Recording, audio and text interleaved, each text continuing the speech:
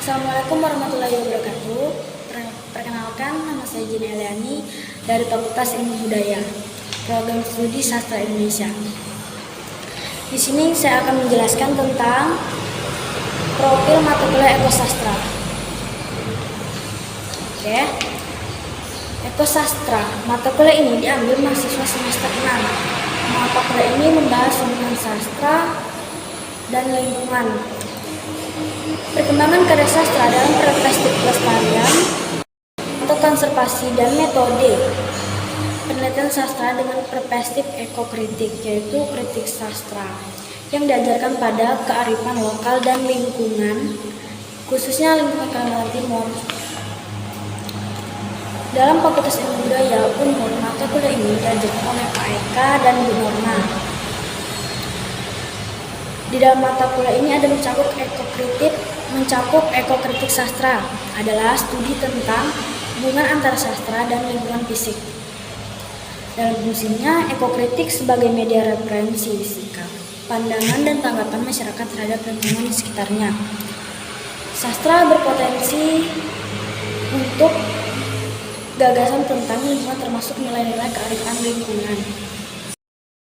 Selama ini, sastra lebih dilihat secara antroposentris sebagai artefak budaya yang berpusat dan terpusat pada manusia. Akibat logisnya, nilai-nilai dan pesan moral sebagai substansi hakikat dalam sastra cenderung dilihat, dianggap, dan disipati sebagai acuan standar ideal perilaku manusia dalam kehidupan sebagai makhluk individual dan sosial. Bukan sebagai makhluk biologis, lebih-lebih sebagai makhluk ekologis. Pengungkapan secara ekokritik dianggap mampu menjelaskan bahwa sastra merupakan produk kreatif alam di mana manusia menjadi bagian yang tidak dipisahkan di dalamnya. Dengan demikian, pesan kearifan dalam sastra akan menjangkau keseluruhan kehidupan di alam semesta. Kajian berperspektif sastra dalam ekokritik dapat mengontrasi para sastra, kayak kearifan lokal. Sedangkan kajian berperspektif etis dalam telah ekokritik dapat mendeskripsikan nilai-nilai kearifan terhadap lingkungan. Kajian berperspektif sastra lingkungan dapat difokuskan kepada muatan narasi pastoral dan narasi apokaliptik. Di lain pihak, kajian berperspektif ini dapat difokuskan kepada muatan. Pertama itu sikap hormat terhadap alam ya. Kedua, sikap tanggung jawab terhadap alam. Ketiga, sikap solidaritas terhadap alam. Keempat, sikap kasih sayang dan kepedulian terhadap alam.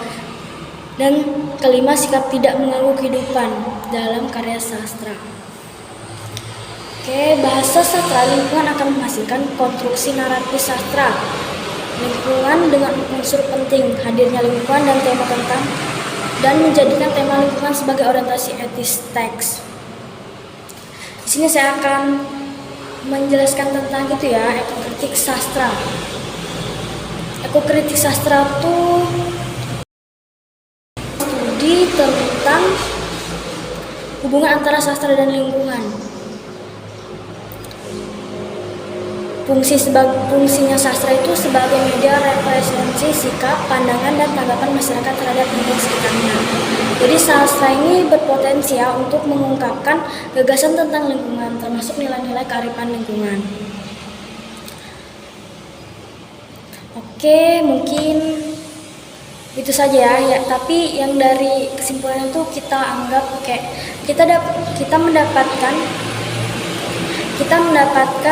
mata kuliah sastra ini pada semester 6 ya, jadi nggak awal semester, jadi dia tuh pertengahan semester, bisa dibilang pertengahan semester. Mungkin itu saja yang bisa saya sampaikan. Selanjutnya akan dilanjutkan oleh Wiwin. Sekian dan terima kasih. Saya Wiwin Indrani dari Fakultas Ilmu Budaya, Program Studi Sastra Indonesia.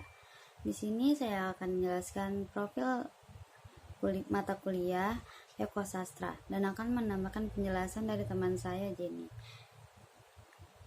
Jadi di dalamnya kita mempelajari berbagai teori ekologi, Teori ekologi merupakan sebuah teori yang menekankan pada pengaruh lingkungan dalam perkembangan setiap individu, di mana perkembangan peserta didik merupakan hasil interaksi antara alam sekitar dengan peserta didik tersebut.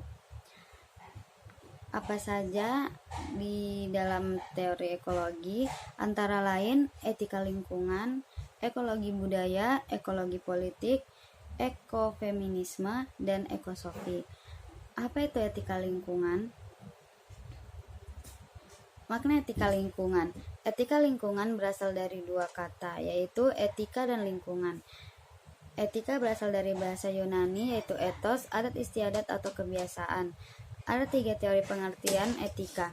Etika deontologis adalah suatu tindakan dinilai baik atau buruk berdasarkan apakah tindakan itu sesuai atau tidak dengan kewajiban. Etika teologi, baik buruknya suatu tindakan berdasarkan tujuan atau akibat suatu tindakan. Etika keutamaan itu mengutamakan pengembangan karakter moral pada diri setiap orang. Selanjutnya ada ekologi budaya. Apa itu ekologi budaya? Ekologi budaya diartikan sebagai proses penyesuaian diri manusia terhadap lingkungan yang dimaksudkan untuk memenuhi kebutuhan berdasarkan budaya masyarakat secara umum.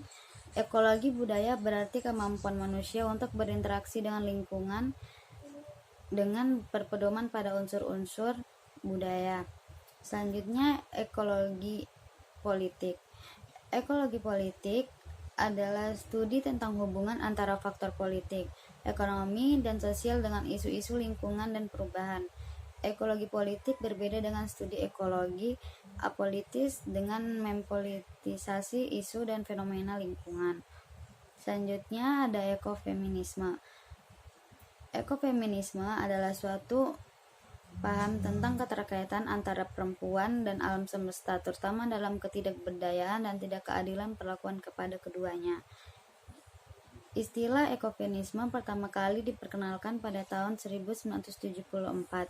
Dalam penerapannya, ekofeminisme menerapkan etika kepedulian untuk mewujudkan keadilan sosial secara ekologis, mengutamakan nilai feminitas dan menentang budaya patriarki.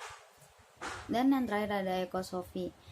Ekosofi adalah sebuah filosofi ekologis, yaitu seperangkat prinsip dan asumsi normatif tentang hubungan antar manusia, bentuk kehidupan lain, dan lingkungan fisik. Jadi sekian dari saya dan rekan saya Jenny. Jika ada kekurangan, kami memohon maaf yang sebesar-besarnya. Wassalamualaikum warahmatullahi wabarakatuh.